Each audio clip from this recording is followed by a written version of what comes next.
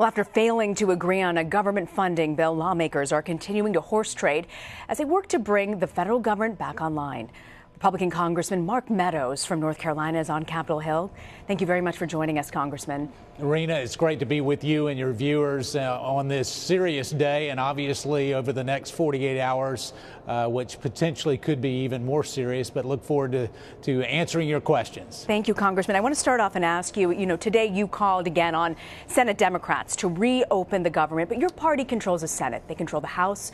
They control the White House. What do you say to people who blame Republicans for this mess? Well, Rena, you're smart. You cover this stuff. You're a great journalist, and we know that it's 60 votes in the Senate that make a difference. And yet 43 Democrat senators last night decided that they wanted to close the government. And so it only takes a handful of those 43 to switch their vote from no to yes, and we can open the government back up. And I would also say it's not just opening the government back up, it's opening negotiations back up, because we were making very good progress on the immigration bill and funding our military, and yet those negotiations today have come to a stop. And so it's all about making sure that the Senate Democrats hopefully have a good debate today and decide to really vote for a bill that none of them object to what's in the bill. I mean, we were funding children's health, for goodness sakes, and here they are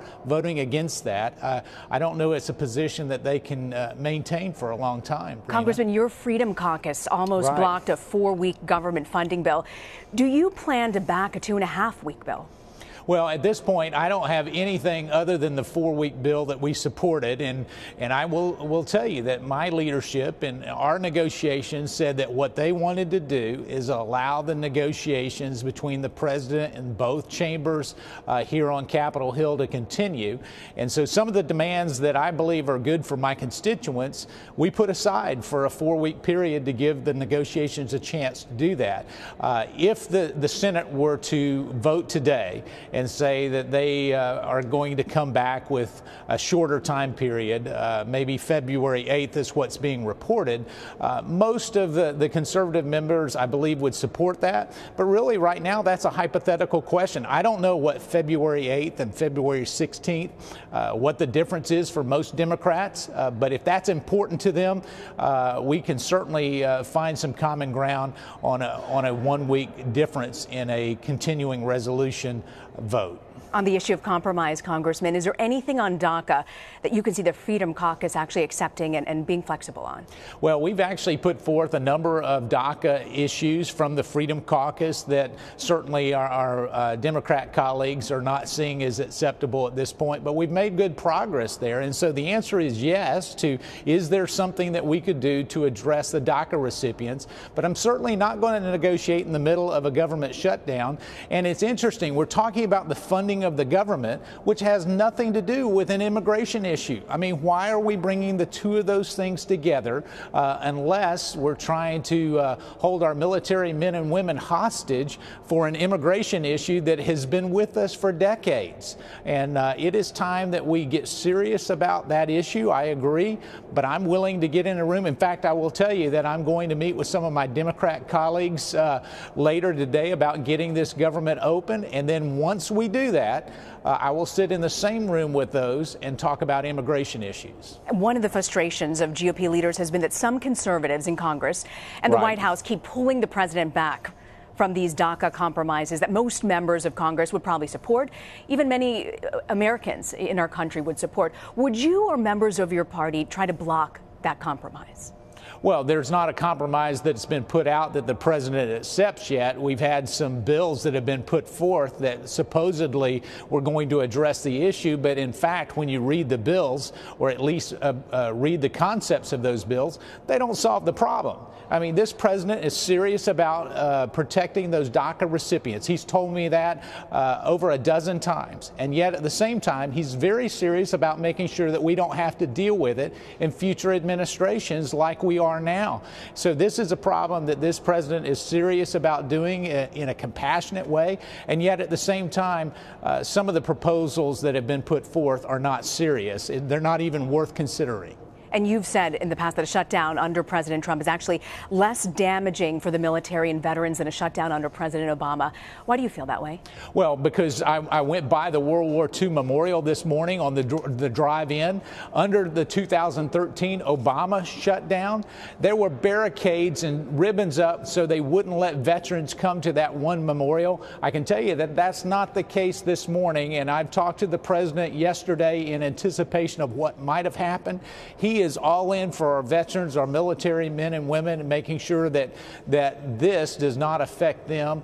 And I can tell you that it's going to be a different scenario, but it's still very serious. And it's time that our Democrat senator colleagues look at how serious this is and start to discuss how we're going to solve this problem. You were in office during that 2013 shutdown 4 years ago. What did you learn from that, Congressman? Well, I learned very seriously that, when you start looking at the running of our government, that the American people expect us to do things differently. Now, I can say that we're not doing the funding of our government very differently. In fact, some of the lessons that I learned is we need to do a full year funding of our military, our government, and yet we continue to lurch from short term to score political points. That has to stop. I'm all in to support that in a bipartisan way, but yet at the same time, what I'm not going to do is allow our veterans and our fighting men and women to be held hostage by a few Democrats willing to score political points. And that's what this is all about in the last 12 hours. This has nothing to do with policy. Ask any Democrat what in the continuing resolution they would not vote for if it's put on the floor individually. I don't think you'll find any of them objecting to what was in the CR. Mm-hmm. And as you've well known, Congressman, on Friday the president met with Senate Minority Leader Chuck Schumer. Does it concern you when the president meets with a top Democrat at closed-door meetings at the White House? No, it doesn't concern me. I mean, the president is who he is, and you found through the November 8th election and leading up to that, and even now after his first year in the White House, the president makes his own decisions, and certainly he's willing to engage with anybody who's willing to find a real solution. And so, I don't condemn him for having that meeting. Certainly, he is very, very cognizant of the people who want Washington, D.C. To be different, and in the terms of some, drain the swamp.